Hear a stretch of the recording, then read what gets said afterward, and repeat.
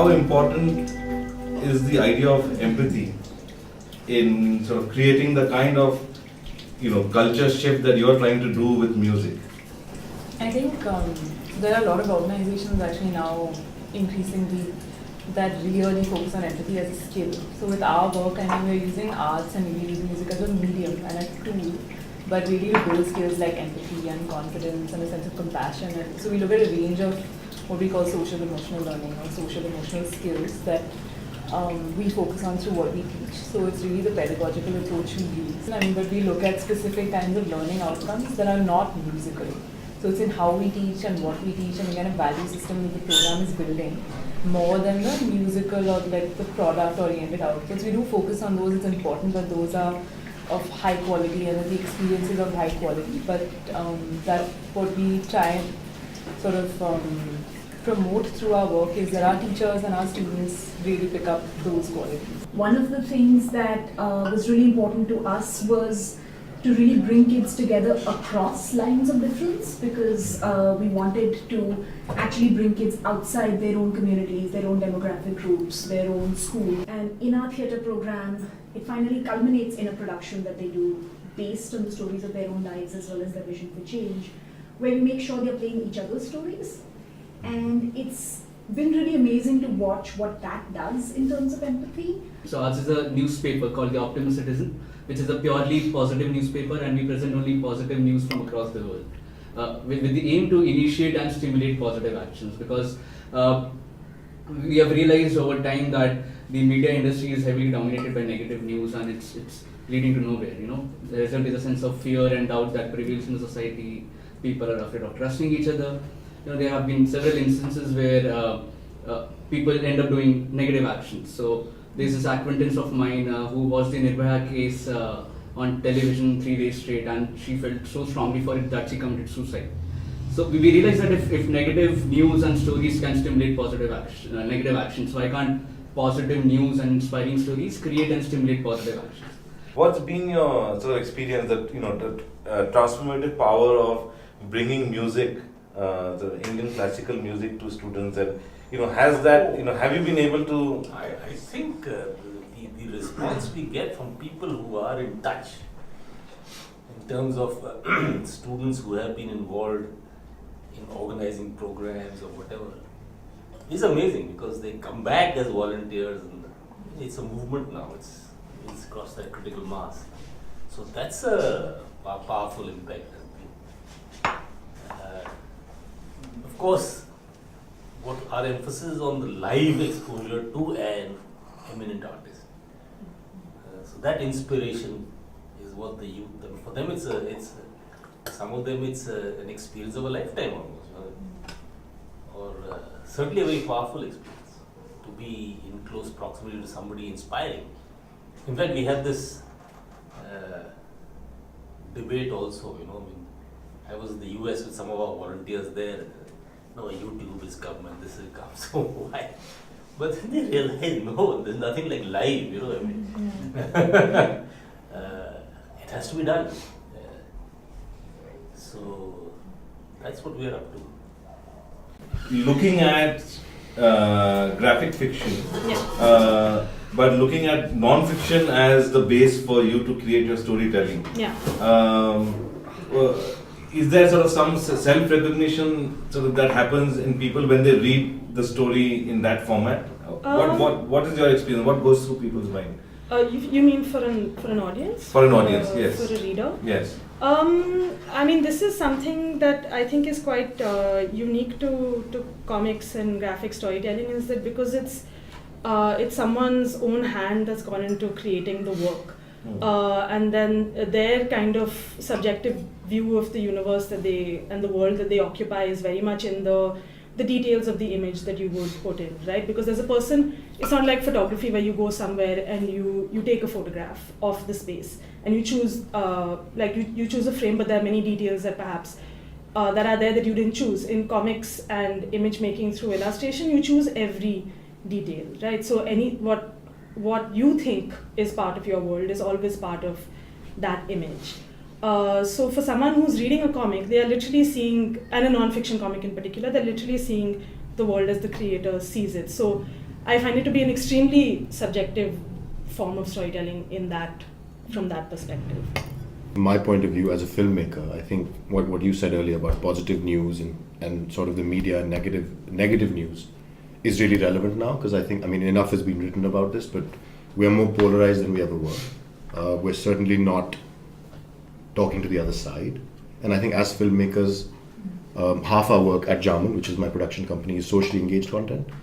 And I think the challenges we face when we make films for people like Oxfam for women and land rights, or UNICEF for child abuse, or even the last few films we made on Delhi pollution, is sort of the missing part of the puzzle is actually that last bit of engagement curve. And I think everyone here is doing a better job than me of that, because it's work in schools and with communities that makes that change. And I think as filmmakers, our challenge is we can put the content out there, but how do we make sure that something goes beyond that like?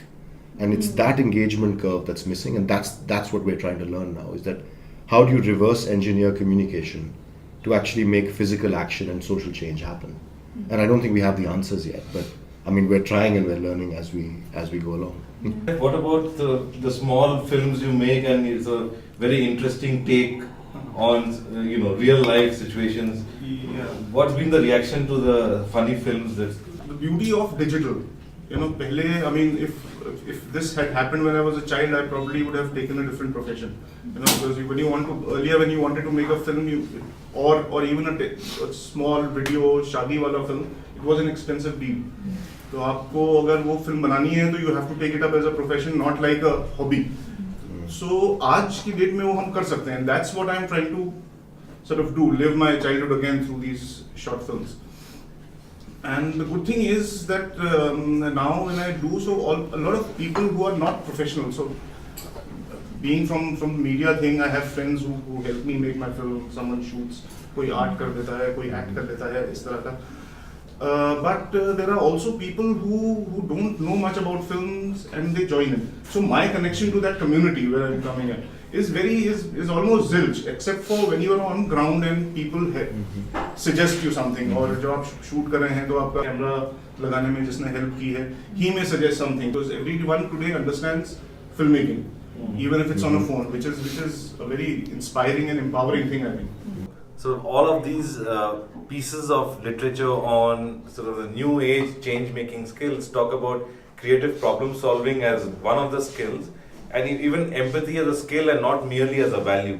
So, great, interesting to sort of anyone who wants to take the conversation thread forward, please jump in. When we sometimes interview some of our students, or we're actually making a short film right now about our work, we were trying to find interviews of children talking about who do you want to be, what do you want to be, and how is this connected with that. And interestingly, one of our students, because often they will just speak in monetary and sort of consumption terms of this is how much money, these are how many cars, and these are kids from very low income backgrounds, and aspirations are only in material terms, not in how you develop your mind and yourself.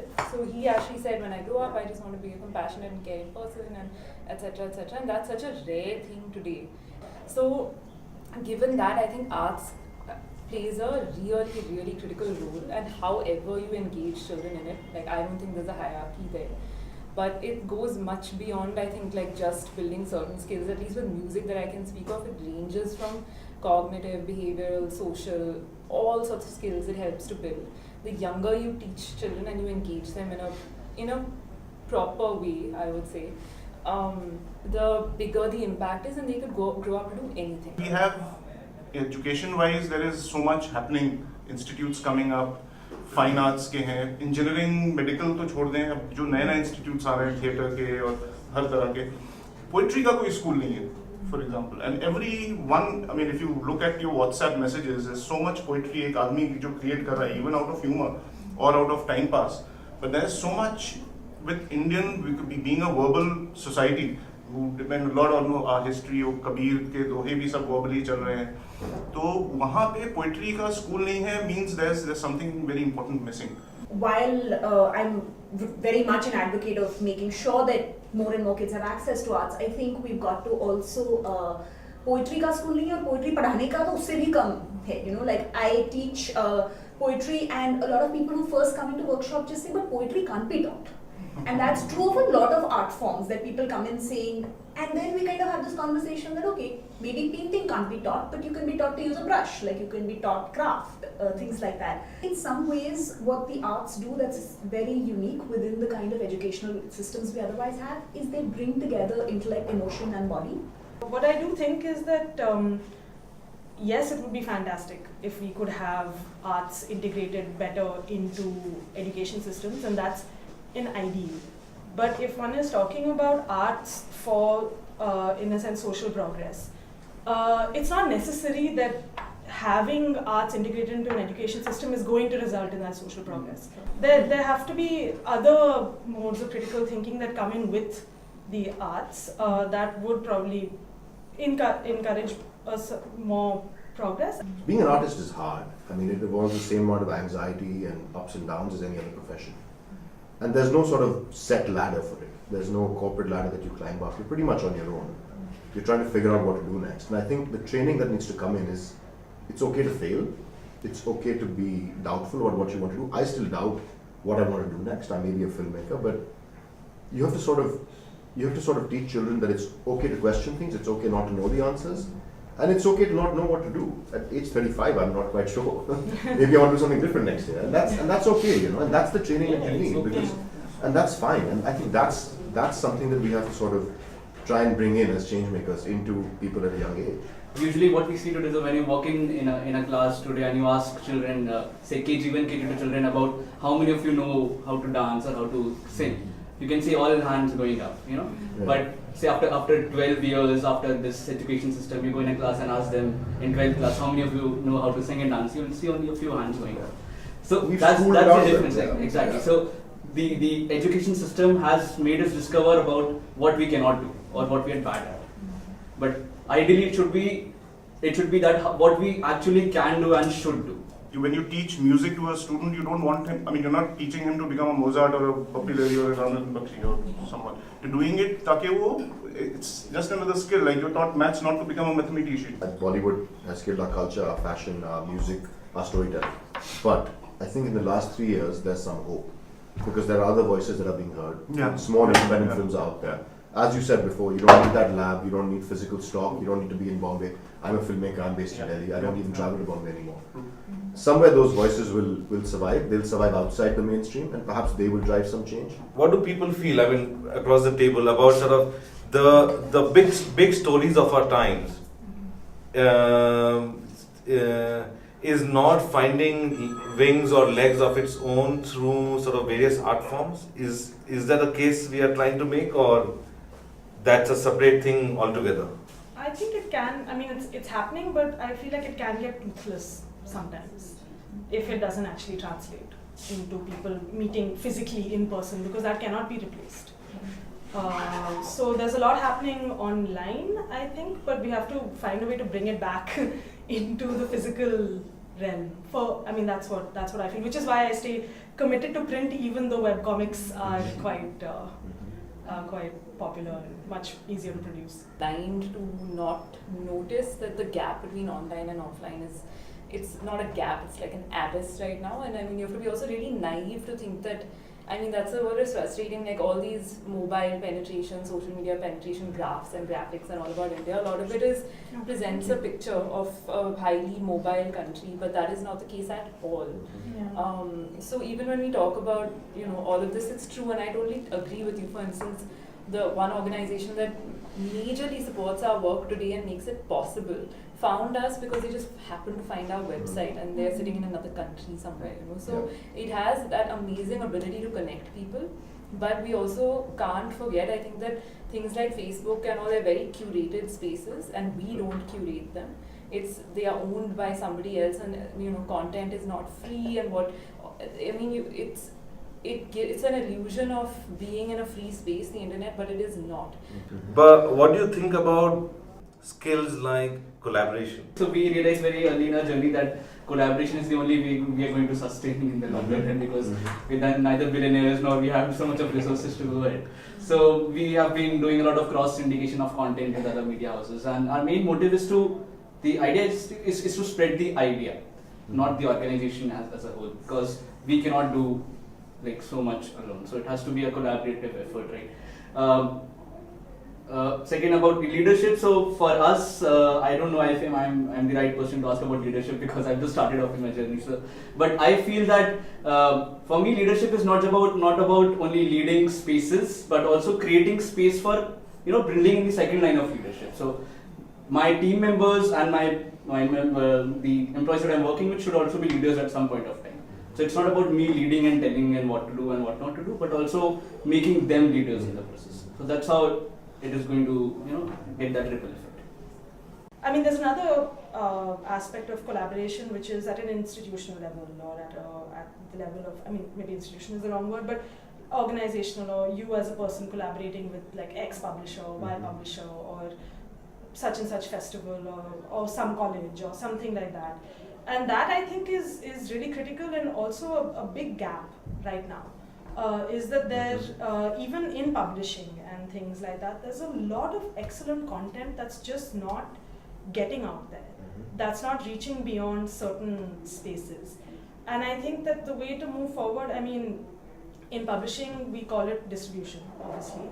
But perhaps there are collaborative ways of addressing that distribution problem. For example, like theatre, like performance-based things, or like working on a film version of your book or something like that. Because at the end of the day, it's a source point. It's a fountain of ideas and knowledge. That's the point. How it reaches someone is secondary. They'll come back to your book and your idea eventually. So that gap is kind of there, and I feel like that needs to be filled, because it's not like there's not good stuff. The good stuff is just not reaching people. Absolutely. Yeah. I think one last thing that I don't think it's necessarily come up so much in our conversation, but in other spaces of arts facilitators in particular that I've encountered, and storytelling facilitators, is how we can get stuck on this is the problem. And for me, again, in the facilitation space, the part that's most interesting is saying, okay, so we're all working as artists, let's play with imagination and let's figure out solutions. So for the theatrical show that we do with the kids, it's based on the stories of their lives, and they can all write it very well until and then the world falls apart, right? And then when you say, well, and then what happens? And it's fictionalized just enough at that point, it's not individual. And initially, we don't know. But we keep pushing them, saying, we're not writing tragedies, we're going to figure out a next chapter, a next act. And once they get there, that becomes a really interesting teaching tool. Terrible things have happened, and now we need to deal with them. While that's important, I think for me the joy and the inspiration and all of that of the arts is also that there's always that little window of imagination of saying, okay, well then what next? What else can we dream of? And then how do we get there? And I think that is something very particular to the arts. Yeah. Thank you, Himalayan, Anandi Himalayan Tea and Bit Giving for bringing all of us together, and for Tea Room Delhi for sort of hosting us for this conversation.